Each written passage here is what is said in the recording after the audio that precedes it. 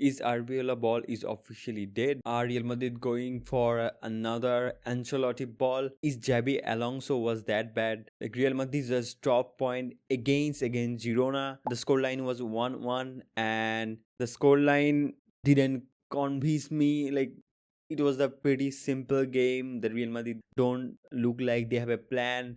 Like they are trying their best, but they look like they completely lost. They don't have a plan B. I feel like Real Madrid just can score this time. The one word for me for whole the Real Madrid team, it was predictable, because they looked how they were playing, how they were attacking.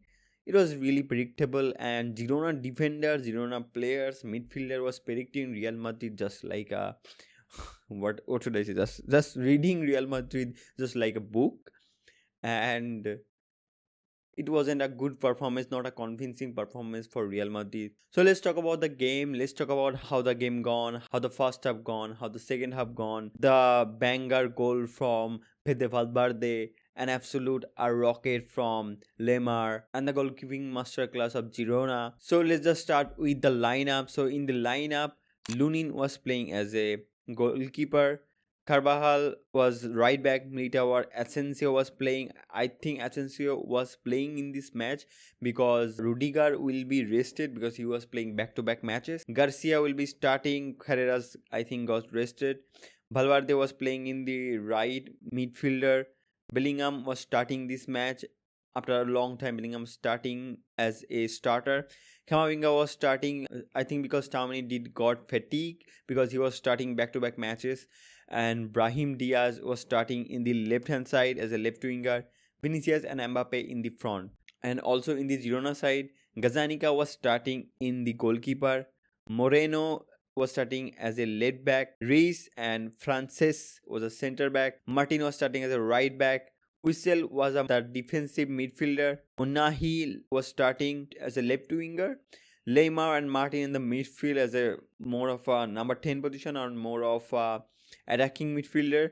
Tisanko was playing in the right hand side as a right winger, and HBD was playing in the center forward. So this was the line up of the game. Now just let's talk about the first half, how the first half gone. Real Madrid just started their game with the ball and they were looking confident in the first half. Like Camavinga looked so sharp, looked so confident. He was starting in the match. In the first 5th minute, I guess, like Camavinga did give a really good pass from the midfield line. It was a nice pass for Mbappe. Mbappe first touch was good. Mbappe did control the ball but couldn't just finish it. And it was a golden chance, almost you can say a big chance created, but they just couldn't finish that in goal. So that was wasted. And at the 10th minute, Mbappe did get a really good chance. It was a golden opportunity, I will say. The goalkeeper just come out and Mbappe did shot on the goal, but it was a goal line clearance from Girona defenders and it was poor performance from, it was a poor shot from Mbappe. He should have scored that because the goalkeeper was not on the goal and it was a goal line clearance. So I should expect Mbappe to score in these kind of chances. And Jude Bellingham was starting and Jude Bellingham was making some late runs into the box at the 13 and 31 minute. Jude Bellingham did give some nice late man run into the box and player was finding Jude, but the first touch wasn't that good and he couldn't just finish any of it. So it was again not a clinical finishing from Jude Bellingham. So in the first half, Camavinga was really impressive. Camavinga was trying really good. He was dictating the game tempo, orchestrating the play. He was playing from the deep, sometimes coming to the middle, giving some really long passes. But Real Madrid just couldn't score at the first half. And Vinicius was also trying his best in the first half. He was dribbling, he was taking on duels, but he just couldn't get through the Girona defense and just couldn't make any kind of impressive chances. I have to give credit to Girona because they were really solid at the defense and didn't give so many chances at the first half to Real Madrid. So let's talk about the second half. And for me, the second half was more of a interesting because all the goal came in this match was in the second half. So second half started and Girona was not looking so good. Girona was giving ball cheaply And like at the 5th minute, Fede Valverde just scored a banger goal from outside of the box. The shot was like really powerful, and it was a really straight shot. A little bit curl happened. I think the goalkeeper was like couldn't just save the goal. Like it, for me, the goal should be saved by goalkeeper because it wasn't so far away from goalkeeper's hand. This goalkeeper tried, I don't know, goalkeeper was distracted by a defender, or maybe he couldn't see how the Fede Valverde was shooting, because in front of goalkeeper there was a defender. Maybe that's why goalkeeper couldn't just read the ball path, and it was probably a mistake. But I would probably say a goal from Fede Valverde, because obviously you expect this kind of banger goal from Fede Valverde. So I will say this is an incredible goal from Fede Valverde. But after the goal, like Girona started on attacking mode, and they were piling up pressure to Real Madrid. They were pushing players to in the Real Madrid hubs, and after some times, like in the 61 minute, they got a really good chance, and Lemar was the man who just scored another banger from outside. And I would probably say like this goal was better than Valverde goal. That goal was absolutely brilliant and absolutely rocket for me. Lunin just didn't have a chance. Like last time, Gazzaniga, the Girona goalkeeper, did have a chance to save that if he was clinical, if he was focused. But in this time, the Lemar shot was really that good for me. Lunin didn't have any chance to save that. So after that goal, Real Madrid was trying their best to score a goal, but Girona was like defending really deep. And that time, like they were defending with the 5-man, with the 6-man, even sometimes like they were defending really deep. Like even Real Madrid was pushing really higher up the pitch. They were making the spread by Carvajal and Vinicius at the wide, but nothing was happening. Vinicius was trying his best to control, just trying his best to dribble past the players, taking his duels, but couldn't just beat them and couldn't just create any chances. They do give some crosses to the box, but nothing was so much convincing scored those goals. So Real Madrid just couldn't break through the Girona defense, and at the end Real Madrid just couldn't find a way. Like for me, the one word will be best for Real Madrid whole team. It was like predictable.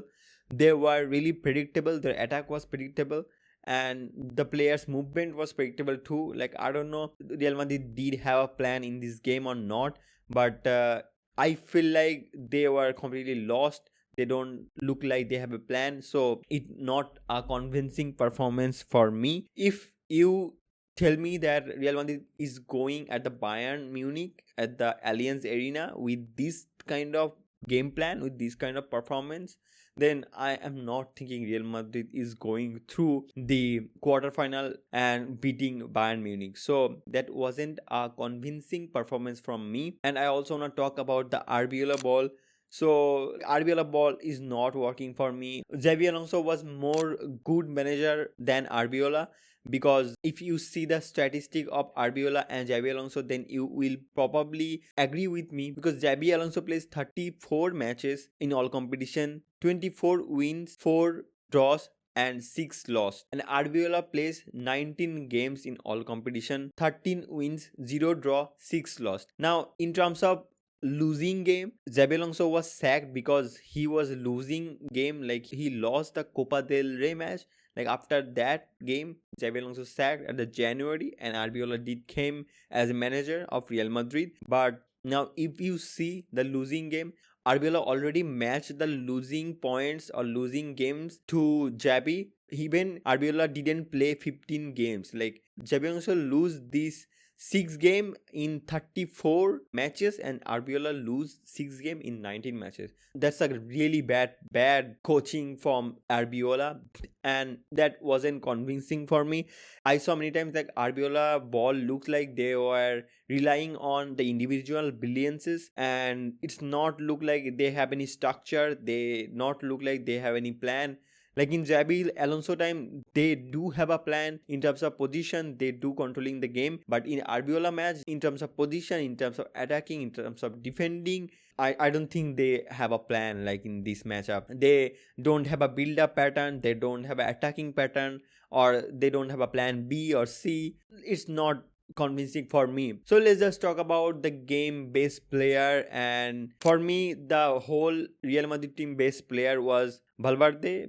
Obviously I'm not telling about he scored in the match, but his work rate was really on top because he was defending, tracking back, he was attacking, he was almost all over the pitch. If I show you the heat map, like you can see Valverde was all over the pitch. He was starting as a right winger, but if you see the heat map, then you can see like he was all over the pitch. So also he did score a banger goal. I have to give credit for that.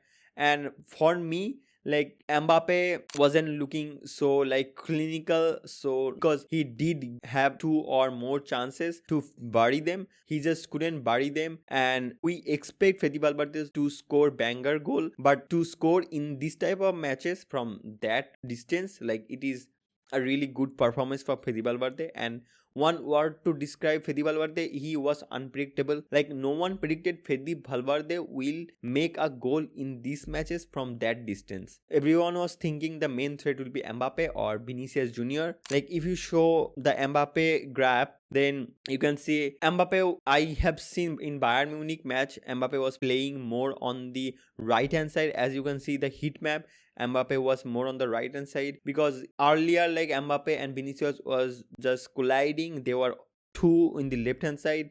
So Arbeloa did give a tactical play to Mbappe to play in the right hand side. So Mbappe was in the right hand side more than left hand side, and Mbappe was not like good. Like if I show you the statistic, 90 minutes played, chances created only one, shot on target, 2 shots on target. As a striker, like if you are only giving 2 shots, it's a poor performance for me, not a good performance. He did have 53 touches but didn't get so many chances in the game. Vinicius Junior was like really good. He was trying his best, he was dribbling almost. If I show you, his shot accuracy was good, 3 or 3 on target. Accurate passes was good, 90% accurate passes. He successful dribble, like in terms of successful dribble, he didn't make any because he was intercepting by right back of Girona many times I see. So in terms of dribbling, he wasn't making anything. And if I have to say the best player of the Girona, then it have to be Gazzaniga, because if I show you, he played 90 minutes, he gives 7 saves, he faced 1.38 XG. Real Madrid did score 2 goals, but it was only for Gazzaniga because he was the only man who saved the Girona. So Gazzaniga performance on top. And if I have to say the second best player, then it have to be Lemar, because he did give a nice goal. As you can see, Lemar did create 3 chances, 1 shot on target, and that was the goal. But one thing really disappointed me, if I show you the statistic of the whole game, that Real Madrid have 61% position, expected goal 2.22 xg, 22 shots total, 9 shot on target, 2 big chance created and 2 big chance missed. Like if you are creating 22 shots, if you are making 22 shots on the goal, you have to be finishing those chances, then you have to be making 3 or 4 goals. But in 22 shots and you are scoring only 1, then I think you should change your tactics. And I think that's what Arbeloa need to do. So that was the full review of the Real Madrid vs Girona match. Let me know in the comment how you enjoy the match. Did Arbeloa is coaching Real Madrid in the next season or not, or getting sacked? And what is your thought on Bayern Munich versus Real Madrid Champions League match? I will love to hear your thoughts on the comment. If you enjoying this review, do make sure to drop a like and subscribe. It's free and it will really help me a lot. So I will see you in the next video, and up until peace.